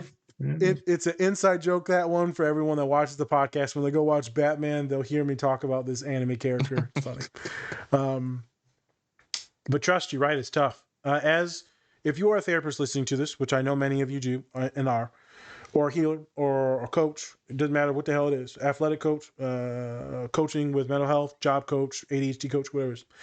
If you do refer someone, make sure you have vetted that person, that you trust that person to be in the hands of that adolescent, child, adult that you're working with, veteran, whoever it is. Don't make no damn recommendation to people that you don't know. Feel them out, set up a meeting, set a virtual call, figure out their vibe, their services. And if there's other people in the department, then refer them best fit, best on speciality, but also best fit. Because sometimes best fit is better than just having the best speciality. I'm not a specialist in some of the things that I work with. But my students love working with me, some of them. And I was like, hey, man, so some of these issues that you're going through, I can put you with these 2 other people that are perfect and are specialized in trans identities. But like, Nas, I love working with you. So we'll work with me. And then I'm like, okay, so now we're outside of my realm of knowledge. Now we do need to kind of transfer so we can get higher level of care. It was like that for international students because I didn't work with many. And now I'm at Purdue University, one of the biggest universities in America, one of the best when it comes to engineering in the entire world. So there's a lot of international students. I didn't know a lot of the stuff, so I would refer to some people. And then you start to learn, and now I'm good. So now I take on a lot more clients that are from different countries. When you're referring, keep the person's identities in mind, right? Their vibes in mind, right? Because a lot of the healing happens if you vibe with that counselor, clinician, or who they are, or that bedside manner. It means a lot. Because they look at the studies, and it doesn't matter what type of stuff the person does, cognitive behavioral therapy, DBT, any of the other different things. Doesn't matter. ACT, counseling, whatever it is. They're all relatively about the same in efficacy. The only real variation is based on the counselor or the person that's in front of you. How do they deliver it and how do they work with you? Do you feel safe with them? Do you trust them? Side note, story time. My students would be like, that don't have no trust, like you said, because they've been betrayed. I'm like, do you trust me? And they're like, yeah. And I said, why? 95% of them say because it's by law that I can't hurt them or do anything to them. I said, damn, it's only by law, so you mean I'm untrustworthy, huh? Okay. Now, as soon as I lose this license, I'm gonna beat your ass. Spencer's like, God damn it. You're like, oh my God. Again. We don't beat the clients. No one beats clients on the show, all right? It's a joke. We don't. But I say that because we'll start to talk about trust. And why do they trust me? Because many people do. And I joke, I'm like, why the hell would you do that? You don't know me. I'm just some big funny looking dude that makes jokes. And then we talk about it. How do you build trust? So then we start to project out, how did they trust me? How long did it take? Did it take? I remember one client, Divergent. I think she said it was 5 weeks. Long time ago. She said it was 5 weeks. After the 5th session, then I began to trust you. She noticed that was a common pattern in her life. She had to meet people at least 5 times before she even got to develop any type of comfortability. That's where we work with trust. We start out with kind of our relationship, and then we work out. And then we help them build safer relationships throughout it. Sadness is a wonderful thing. It's a terrifying thing. I avoid it at times. I like to feel it when I have the mind to feel it. It's like I don't want to watch a sad movie or show because life's already so sad. Why the fuck would I watch something sad? Because I want to go watch something funny and laugh and enjoy myself. I'm already kind of tired and sad. I just got to the midway point of my yogurt. There's only half the yogurt left. I only had 2 scoops. I'm sad. People have no idea on how sad it is when you eat 2 scoops of yogurt and the yogurt's gone. It's bullshit. Sad. I'm being funny right now. Obviously, that's not that sad. You're making a change here for all the yogurt connoisseurs out there. Yeah. Damn, now I'm hungry.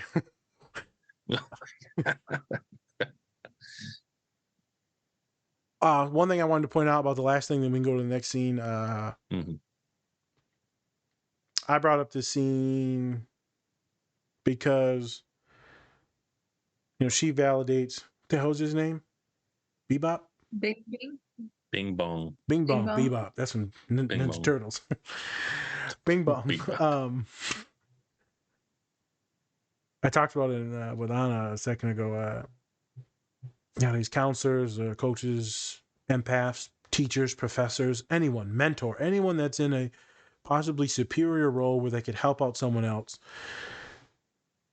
Everyone's in a battle to professionalism versus authenticity and acting appropriate, and it can get very convoluted. Everyone knows I'm weird, and I used to hate that I was weird. I remember she ended up being a friend later on, but I remember she looked at me in class because I misspoke. How could you do that? And she said, "You're so inappropriate." And what I said maybe was inappropriate. I called the professor by their first name instead of their title and their last name. I wasn't meaning being disrespectful. I just called them by their name. And I mess up like that quite often. I do little small things, and people may think it's inappropriate. They end up becoming a friend, and they give me all these positive affirmations nowadays. But I've got that disgust from like a lot of people growing up, being ADHD, neurodivergent, saying stupid shit, and then people judging me. I was not the smartest in any of my classes. I got very good grades, though. Very good at relating and listening to people. Anna, you said that when I texted you, it felt very down to earth, very chill, very grounded, just kind of authentic. It felt safe, felt okay. Mm-hmm. It just felt, this is a human that I can talk to. A human. Many of my clients will report this. Group therapy, individual therapy, clients that I talked to at my outreaches. I went inside a fraternity. They never had any counselor ever go in there. I went inside there, and it was like 35, 40 people. 7 of them signed up within the next week to get therapy. Not with me, but with other people. They couldn't all go. I got 2 of them. I don't have enough availability to take 7 people. Why is that? A lot of them felt safe, felt comfortable, felt relatable. I was real. I was human. I was emotional. I cried in front of those boys because I talked about my mother's death and my brother's death. And I talked about letting go of the mask and being more authentically you. A bunch of different things. Any of you listening to this, you do not need to always be the best at reading and writing and mathematics. Maybe your curiosity, your autism takes you into different things. But you do not need to be perfect. I am not perfect, and I fuck up quite often. Hey, this is your co-host Spencer, and I'm bringing you a special message from our collaborator, Silver Dollar Candles. They have great scents to go with great messages, just like Best Dad Ever, True Crime and Chill, and my personal favorite, When This Candle Is Lit, Give Me That. You can also make your own candle and message that fits you. So go use our link in our link tree to get your order placed with Silver Dollar Candles today. We're not shooting for perfection, right? You said it earlier. It's a growth mindset. You're just trying to be better than what you were the day before. But for those of you therapists that have imposter syndrome and stuff like that, do your best. Consult and ask your coworkers or supervisor about what you're doing or the cases that you're struggling with. You can even ask your clients. I ask my clients if I feel like I'm lost or maybe I'm not helping them. I'm like, hey, so what did we get out of these last few weeks or few months? Or is there anything that you would like me to do? Or is there anything that you want to say? Because I have my clients kind of lead the session these days. What is it that you want to talk about today? I already asked my 3 questions. So now it's up to you. What are the homeworks that you want? Where do you want me to lead you? Because I can do it. Sometimes I like to be navigated.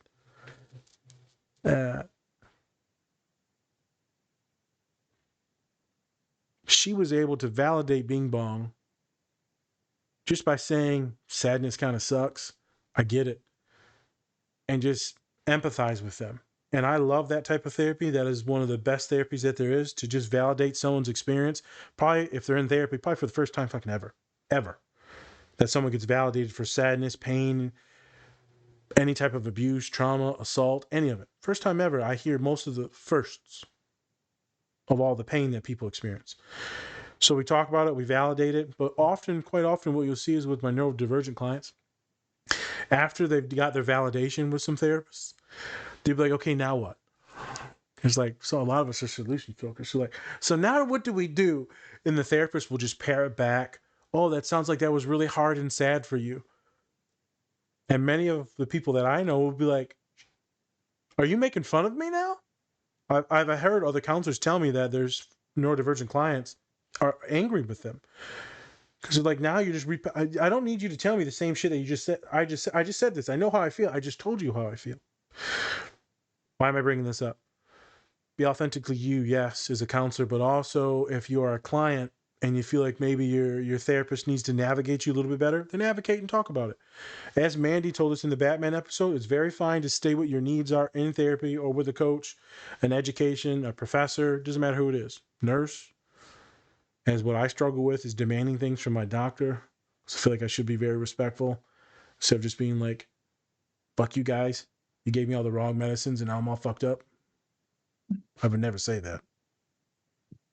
They give me too much blood pressure medication in the beginning almost. I'm not gonna say it on TV. I'm not gonna say that live. All right, on TV. I'll give a little, We owns the TV. a little kick. Little kick. And we're staying on fruit in the peaches. In the peaches. Right in the plums. Right in the plums. I just love that scene because of how validating she was. And I feel like you don't need to be a fucking expert sometimes. You can just heal someone just by being there, existing, and being a good human. Validation is like alchemic, right? Alchemical. It transforms the sadness. I don't know what it, right? What does it do? When you feel validated, it just does stuff to you. And you're just like, okay, I'm normal. It's okay. I'm not crazy. I'm not crazy. Yeah, you feel.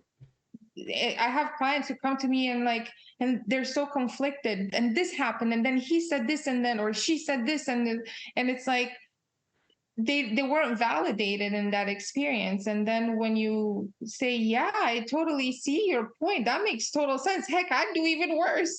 They're like, oh my God. So then they feel validated. And same thing happens to me when I'm in the hot seat in therapy myself, right? It's when you feel validated, it's kind of like, wow, okay. Oh, so this is good. I'm good.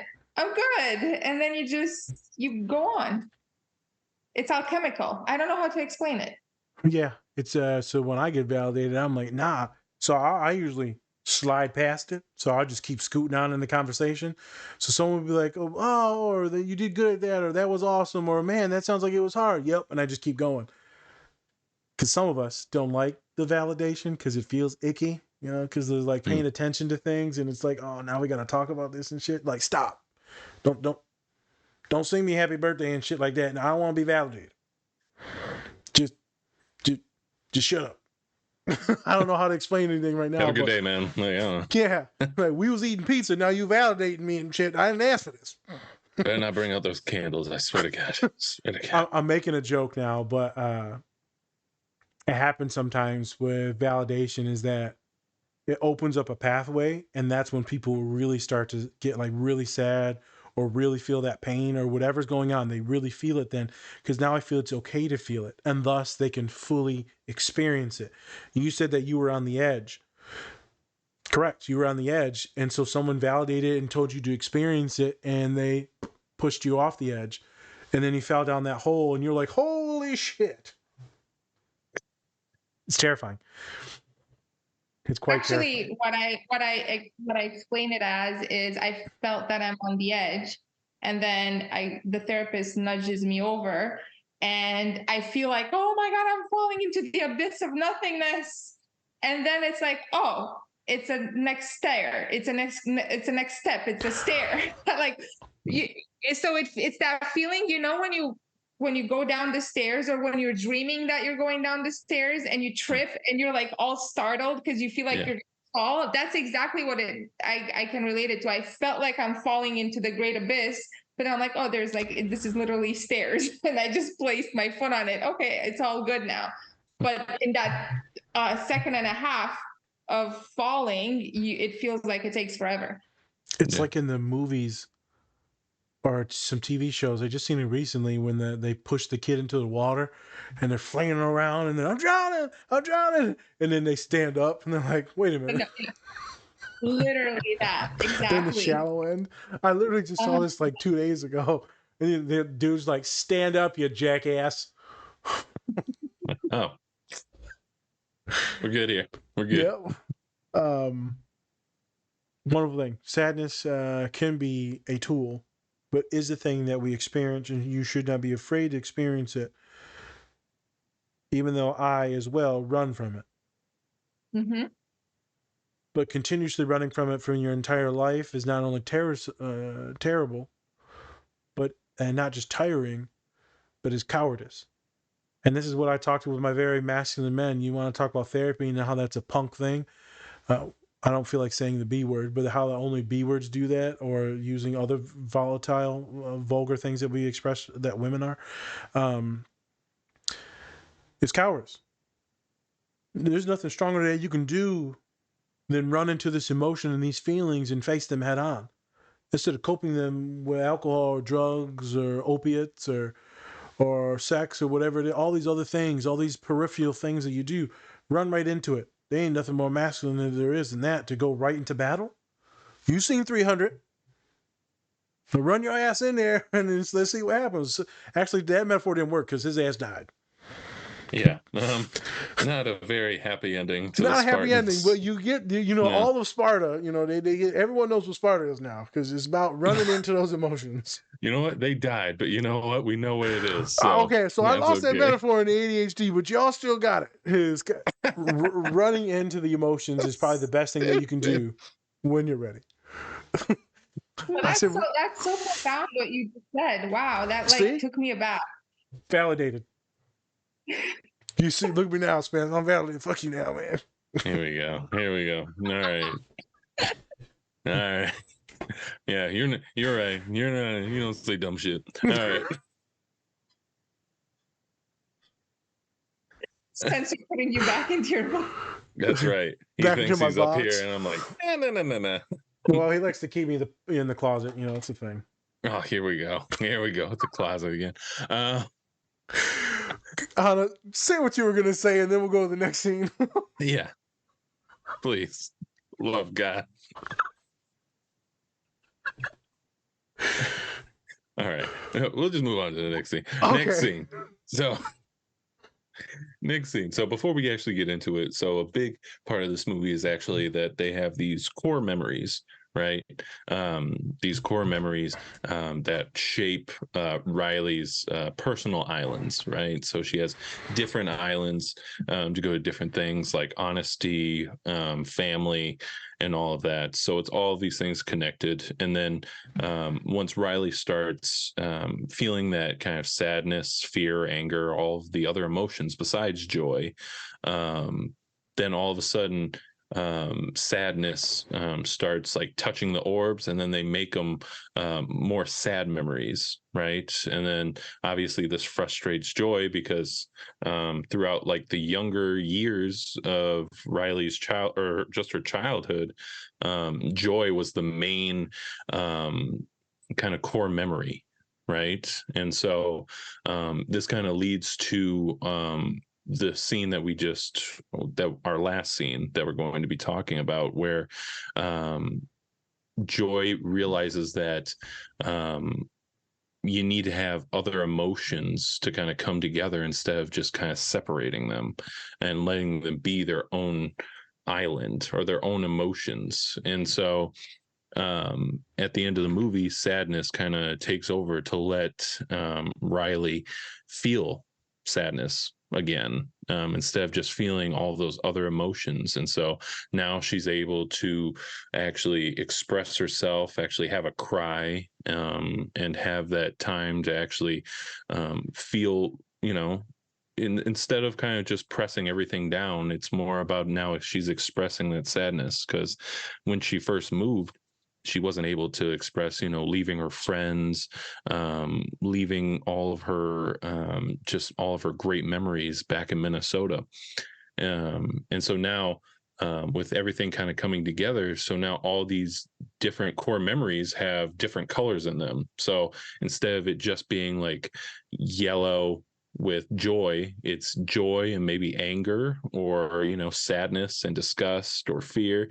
It's actually bringing all these emotions together instead of just kind of letting them be on their own. So with that, how would you say, how do you kind of help clients identify and work with their core experiences to build a more positive identity? Either one. I usually let the guests go. So, but if you want time, then I can go. It's up to you.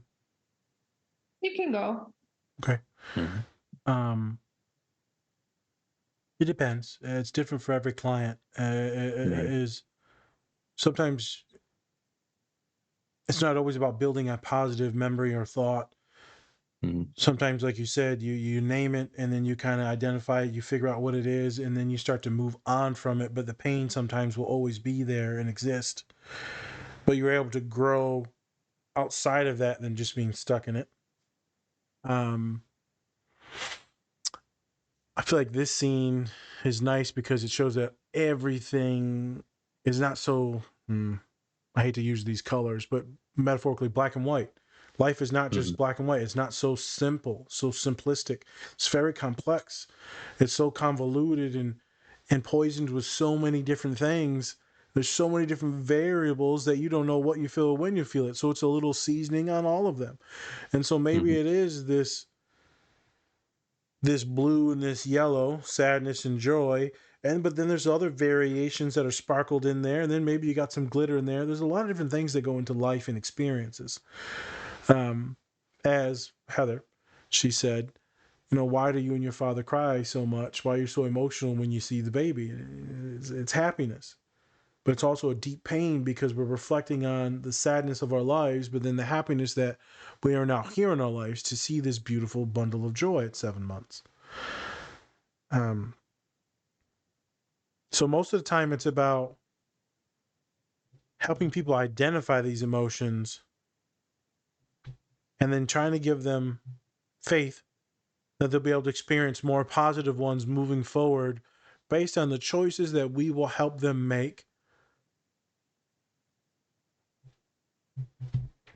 or validating them to where they can actually have a stronger identity, to where they can trust themselves to make healthier choices. That's where you start.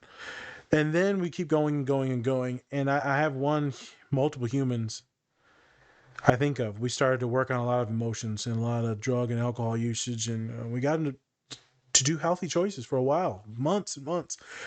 And he said, nah, this is so fucking boring. This is boring. What do I do? Before I was having fun and exciting and living life, and now I'm just like doing my homework and going to class. And now I'm not even in a relationship because I got rid of this one person because they were bad for me. And so now I'm just kind of sitting here. I said, yeah, this is the beginning of growth, homie. Not just going to immediately be happy.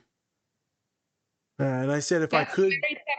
That's a very fertile place to be, because you could exponentially grow from there, like beyond, or you could dabble back into the behaviors you're very familiar with. So is it boring, or is it unfamiliar, so unfamiliar that you don't want to explore it, and then you want to go back to what the familiar temptations correct and were. It's perfectly stated on what people do and how they think and how they feel in those moments. It's unfamiliar, so we have to navigate those. And then also your client will dabble back. They will go back and they will test out, relationships, drugs, alcohol, bad behaviors, poor sleep management, poor hygiene, whatever it is, eating. And the key is to not judge them, because they're gonna be, they never want to come back because they don't want to look you in the eye because they have let you down. Even though I am not your father or your parent. Am I a little disappointed at times? I'm not gonna lie. With some of them, I'm a little disappointed. I'm a little saddened because I want them to do well. And so when they don't go by that, there's part of me is like, shit. But I'm also, okay, that's cool. Let's figure it out. Relapse was always part of the plan. And any time in drugs and alcohol and any type of treatment, relapse is part of the plan. So long as they always know that relapse is part of the plan, then we're good. But people always go back into some shitty behaviors. The goal is maybe not go back to all of them.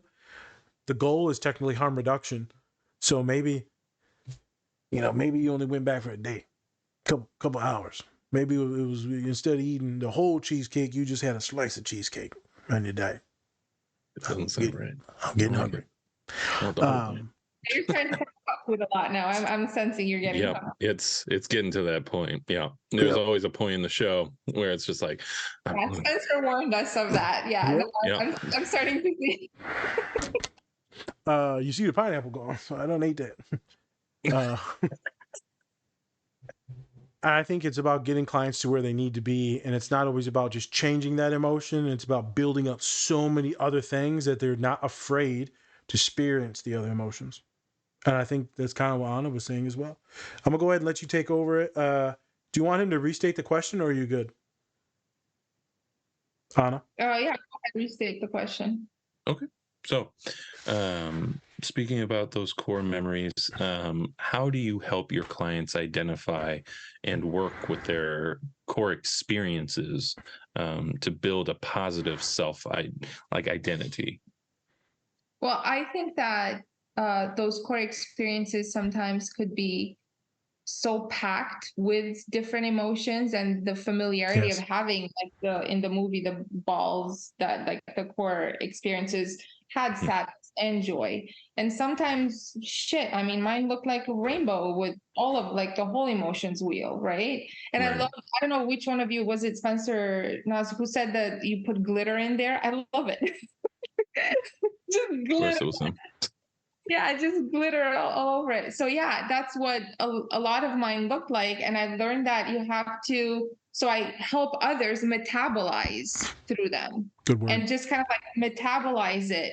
And then once that happens, once we unpack and explore the different layers, because that's the thing, like we think it's just one thing. No, it's many, many layers. And they all have such valuable information that once we start to lean into each one and then we metabolize it, and then it's kind of like, okay, that whole experience now, like you kind of go through like a whole feedback loop of what it was, and you can set it aside. Like she puts it in that tube in order for it to go into like long-term memory, I think it was. Yep. You can do that, and then you can move on from it. Like you can literally let it go, it goes, and then you move on, and then that's experience, and then that builds your character, and then that builds, like you said, trust in yourself, and then that builds confidence, and that's how it just kind of like grows. That's why I use the word fertile, because it just keeps growing into and keeps giving more and more and more. I like that word, fertile. It fertilizes the grass or whatever vegetables or whatever's growing there, right? It's everything that you needed to do. It's the pre-production of all of it. It gets it ready, and that's what you're doing a lot in therapy. Because if I'm being honest, a lot of us in the healing professions, we don't get to see all the good stuff. We get to see them for a short time. We do the intakes. We see all the trauma, the damage, the shit. We get them to like being somewhat stable, and then it's time for them to go and fly on their own. So I don't get to see all the good stuff, or the marriages and the healthy relationships, or them to get promoted and promoted and promoted. I get to see some of it. In long-term counseling, you get to see all of it. In short-term, in the universities, you don't get to see all of it. You just get to see just the very beginnings of yes, I got this.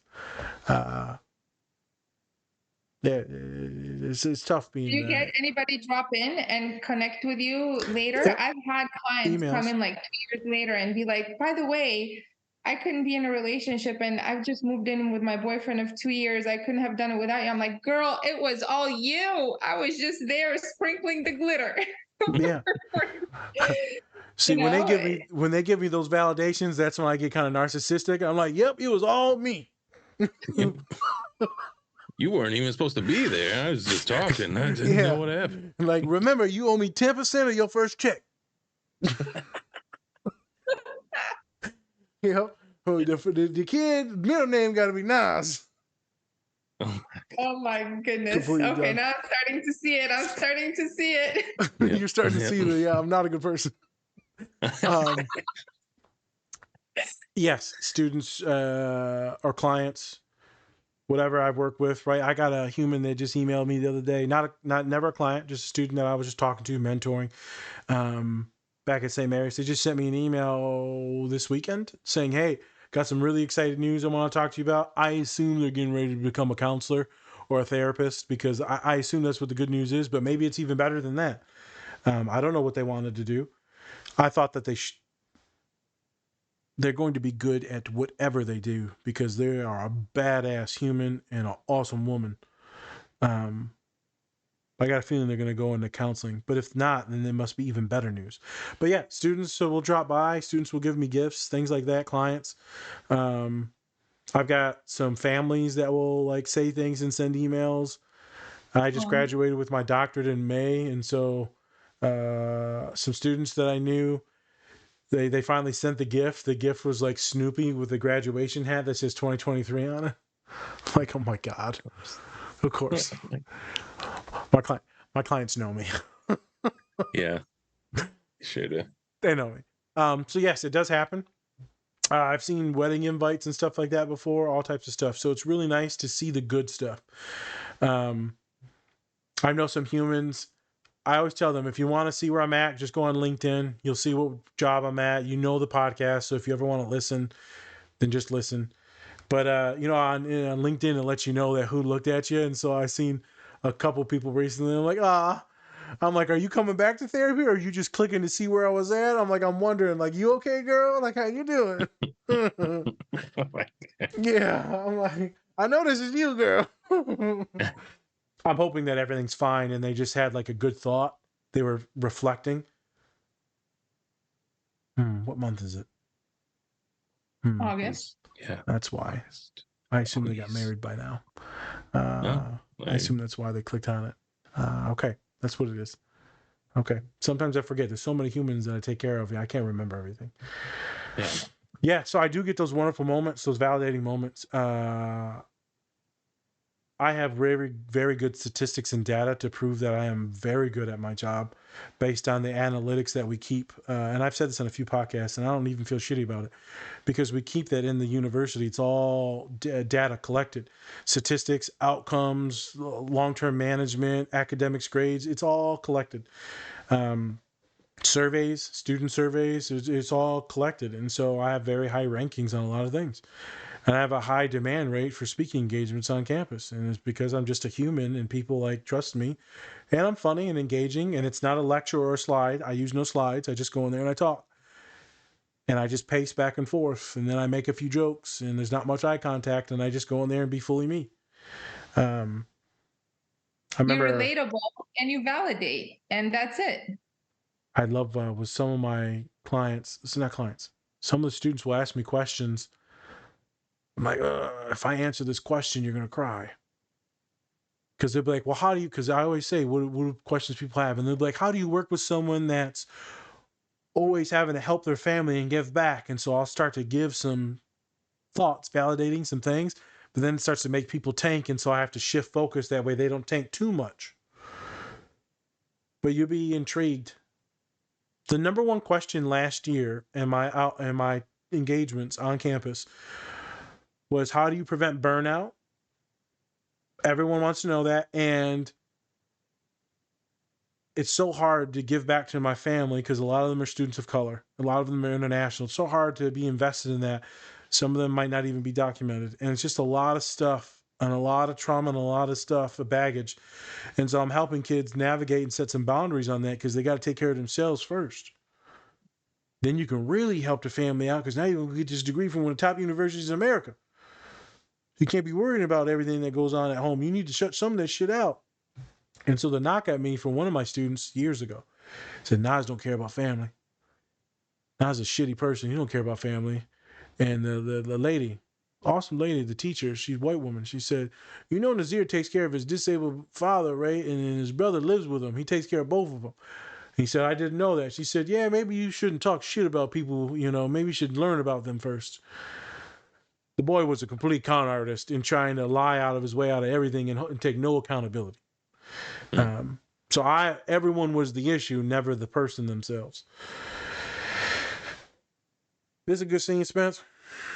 The multiple facets. I like the glitter thing. I said the glitter thing, but I was thinking more when you eat that ice cream that was always at the ice cream shops, and it had them pop rocks in it. And they blow up, they explode in your mouth. Yeah, pop rocks. Yeah. Pop rocks. Yeah, that's kind of like the emotions I have when you're ADHD, you'll just be tasting vanilla pop rock. You know what? I think I know when the end of the show starts because there's like 4 food references. I think it's 4. I want to say it's 4. And then ADHD's that's a usually pop. when the show is like it's done. Okay. It's just like, well, that's hungry time. So as we wrap up, Yes. all the emotions, highly acceptable. Validate the emotions. Seek people that help you validate the emotions. Watch content that helps you validate some of the stuff that you're going on to. So if you're on Instagram, TikTok, look at things that are going to be validating and not traumatizing. Try not to compare yourself to other people. Sure. For my neurodivergent folks, know that identifying these emotions fucking sucks. Any people that have been through a lot of trauma, a lot of stress, adverse childhood experiences like Anna talked about, it's going to be tough. But start doing some of that education now. Gentle does it. You know how they say easy does it, and gentle does it. I always go by that because it could be overwhelming.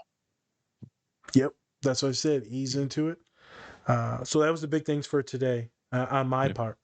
Anna, do you want to wrap anything up, or what are some of your final thoughts for the folks? Yes. My final thoughts is that, all emotions are necessary. Don't shy from them. Lean into them gently. Explore them. Add a little whimsy, like glitter, to your experiences. Whimsy always helps. A little humor too, if possible. That helps too. Tolerate. It makes it more tolerable and pleasant, and it enhances the experience. Gives it more flavor. And then, you just go through it. You get through your shit, and you keep moving forward. And you pay back by giving back. Right? Yes. There you go. All right. Anna. Anything else nice? I'm in on this. We don't know you, but I'm happy to have met you, and I'm glad that I got over my anxiety to send you a message. Whether you help a bunch of people or not today or in the next few years, I don't really care about that. Is you made me and Spencer smile today. Yeah. And if you make us smile today, and me and him are going to talk to other people, and I got a job to get back to on Monday, and I got 3-4 clients ready. So if you make me smile, it helps out a ton of people go down the pipeline. So I appreciate you. And whether it's a defense mechanism or not, I don't give a shit. I loved your personality today. I loved you as a person. Bless you and your son. Thank you. I appreciate you guys so much too. And this was so pleasant, and I love the giggles we had together. Yes. The giggles. It's fantastic. Fantastic. What's giggles in Spanish? I'm joking. What? So, Anna, please tell everyone where they can get a hold of you and or just follow you on the socials. Yep. Yeah, Anna Maria Life Coach, ANA Maria Life Coach on Instagram, and AnnaMariaLifeCoach.com is my website. There it is. And all right. Thank you so much. It'll be linked in the Instagram, YouTube, and in LinkedIn. I'll have all her stuff linked in all of our posts. There you go. All right. Well, thank you. Yes. Thank you so much. We really loved having you on. It was great. Loved it. Well, we'll stay in touch. Yeah. yes. All the pineapples would be sent. So thank you so much for coming on.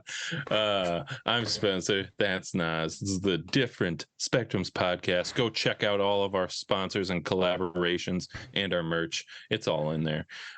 Yeah. So with that, thank you. See you. All right, people. And remember, take care of yourself. Or don't. That's up to you. Peace. Bye. Tell me what you